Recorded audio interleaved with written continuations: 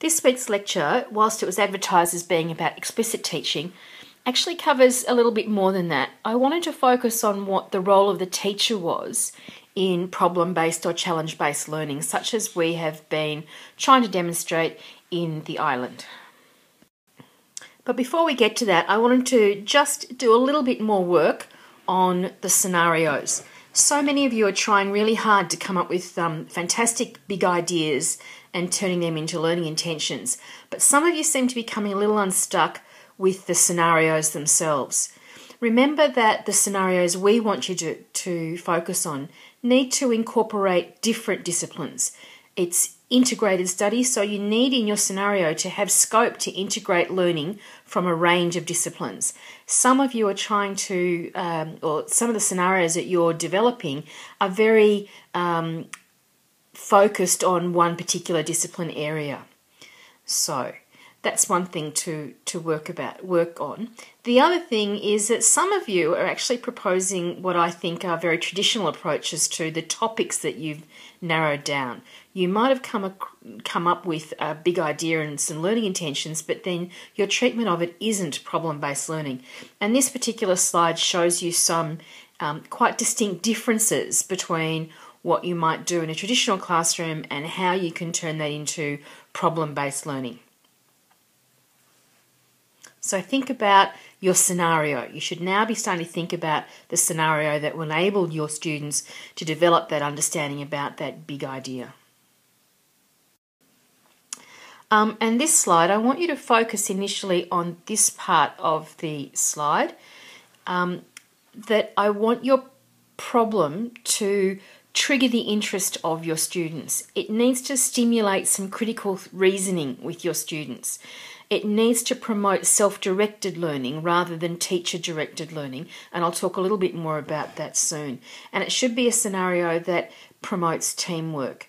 So make the problem a problem, not a task, but a problem that the students need to solve.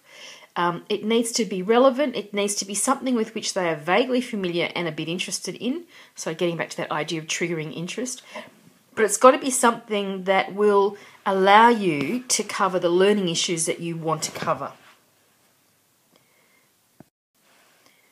Getting back to the other end of this slide over here, this is what the students would be doing. They would analyse the problem and scenario, list their ideas, their hunches, what hypotheses they come up with, figure out what they already know, what's unknown, what needs to be done. Your standard know what learn chart would be helpful there. Develop a problem statement, then gather information, research it, manipulate it, etc. That's what the students do. So you start off in the blue area over here. The students do all of this. And you do this stuff in the middle. Questioning prompts, scaffolding. You might introduce some peer review. The students are doing the self-regulation and transfer, reflection and revisions. So that's kind of the structure of how it might work. And this cognitive support thing in here is what I'm going to talk to in the rest of this lecture. So what does problem-based learning, or what does the learning look like when it's problem-based? In these images, it shows children working together.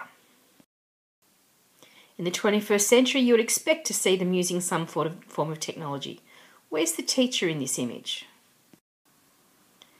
Again, working together, thinking. I love this picture of the little girl here with the pencil in her mouth.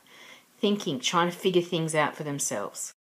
So this is what it looks like. Working in groups, asking questions, brainstorming, researching, investigating, discussing and debating ideas and different possibilities. Checking their progress, so self-regulation is really important. The learners are analysing and synthesising information from multiple sources. They're asking more questions and they're presenting what they know in different formats. Problem-based learning looks like independent learning. It looks like that term we always talk about in terms of student learning or student-centred learning, where the students are the ones who are in control of the learning, who are managing their own learning and directing the learning to a large extent. If that's the case, if the students are the ones who are at the centre of the learning in problem or challenge-based learning, what does teaching look like in this type of classroom activity?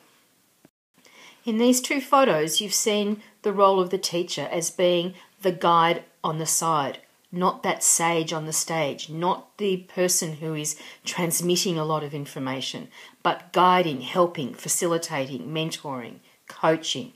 All of those sorts of roles are the role that the teacher plays most strongly in problem-based learning. It's the students who are really engaged in that hard and messy work of learning. And I want you to think about that. So many of us want learning to be easy. I know that you guys certainly sometimes do, where you just want me to tell you the answer. But it's not. Learning is sometimes messy. It is sometimes really hard to put all of those concepts together and make sense of them. And that's what learning is. It's making sense of things.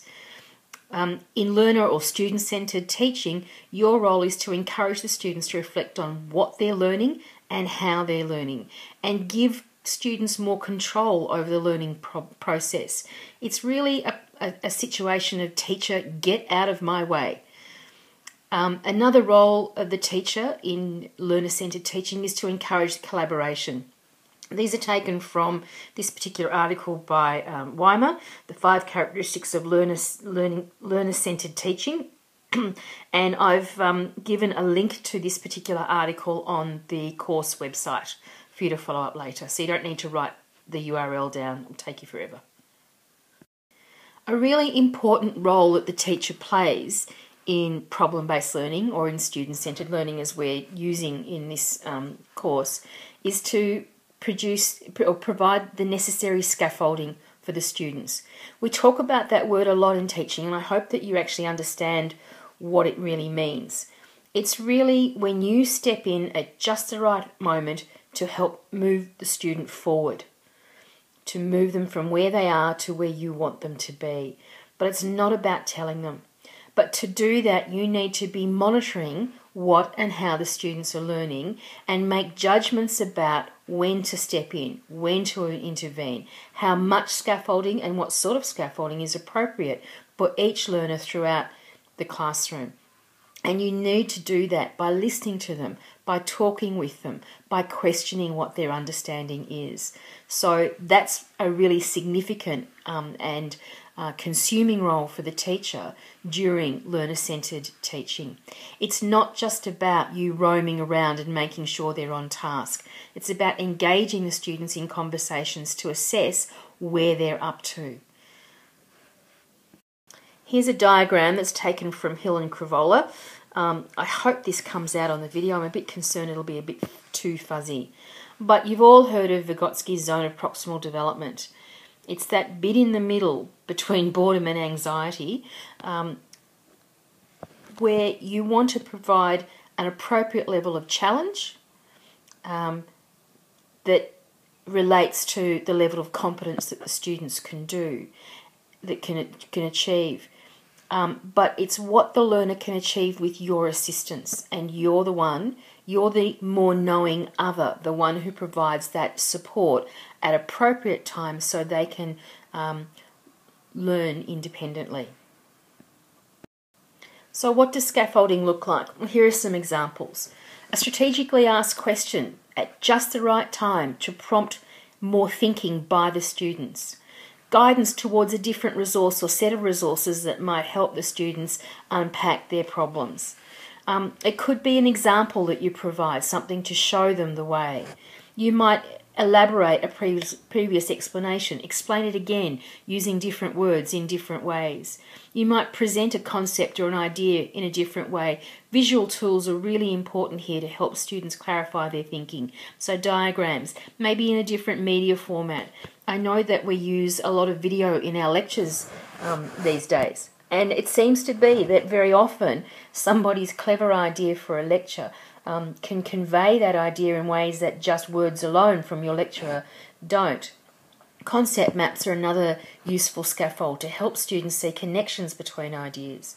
Use graphic organisers, the Know What Learn, the PMI charts, a whole stack of different graphic organisers can help students make meaning and make connections between ideas.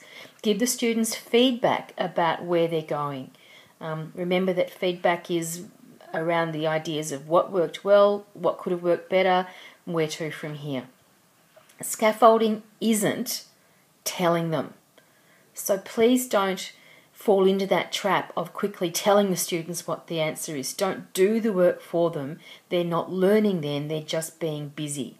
And we want to avoid that whole concept of busyness in the classroom. I want you to pause here for a little while and think about the sort of scaffolding that Beck and I have provided to you during the Island investigation so far. What sort of things have we done to help you? This may not be the same for all of you. Just want to remind you that scaffolds can be cognitive, so they can be designed to help the students grasp concepts, or they can be process or what's called production scaffolds, which are designed to help the students master the processes involved in completing their work. It could also involve self-regulation and metacognition processes. Here's a couple of further websites to go to. The My Read website you should all be familiar with, I'm assuming, from literacy, and the 6 scaffolding lessons, 6 strategies. I've put that on the course website as well. But sometimes we have to ask ourselves as teachers, is just the odd bit of scaffolding enough? Sometimes we can get a little bit carried away with the student-centred learning approach. And it's not always enough. Not every child will automatically get the concepts that we're trying to get them to understand. And at times, even in a problem-based learning scenario, there'll be times that you need to explicitly teach a particular concept or a particular process. So I want you to pause here for a minute and think about some of the concepts that we have explicitly taught you during the island. So what is explicit teaching? It's the sort of teaching that we see most commonly in classrooms throughout schools everywhere across the world. It's an unambiguous and direct approach to teaching where you're providing quite a structured environment to help direct the students' attention towards specific learning. And it's often done around concepts that are more difficult to understand. This diagram provides a really useful model, and I've given you the PDF version of this diagram on the website, and I'll take you through some of it because I'm a bit concerned about this one being a bit too fuzzy as well. Anyway, here we go. Usually you start with some sort of tuning in activity, and it's interesting, a lot of the lesson plan templates that you might come across might be modelled on this particular explicit teaching model. So you start with some tuning in. Linking back to what the students already know is an essential part of any explicit teaching episode. Establish the goals and the purpose, the learning intention for this particular lesson, and engage the students. That's what an orientation or tuning in activity does. The bulk of explicit teaching follows a 3-step process. I do it, we do it, you do it. Other terminology that you might have heard of that's relevant is I do it is modelling and exemplars, direct instruction. We do it, guided practice. So with your assistance by the side of the students, you're helping them to work through the task or the concept. And then towards the latter end of this explicit teaching episode, the student does it themselves. You do it. Independent practice would be the other term that you've probably heard. And any good lesson would always finish with a review of what's been learnt. Review the success criteria and provide opportunities for reflection. So work through this particular model. It's a really, really useful guide for how to conduct explicit teaching episodes. But one of the things that worries me about the quantity of explicit teaching that I see and the quality is that it can be really, really boring for the students. I get very disappointed and disillusioned when I see children bored in primary school classrooms because the explicit teaching can often be quite formulaic and the kids know what's coming. It's often also driven by worksheets, my dreaded enemy. So remember when Jo and I taught you back in first year and she gave you a handful of creativity and imagination? I want you to go back and grab that handful of creativity and imagination and work really hard at making your explicit teaching episodes as engaging as they possibly can be. What I want you to think about in your reflection this week is what concepts or skills, or both, do you anticipate that you may need to explicitly teach Richard's children in your curriculum proposal to Richard Battersby? What sort of things and how might you do that? That is all for this lecture.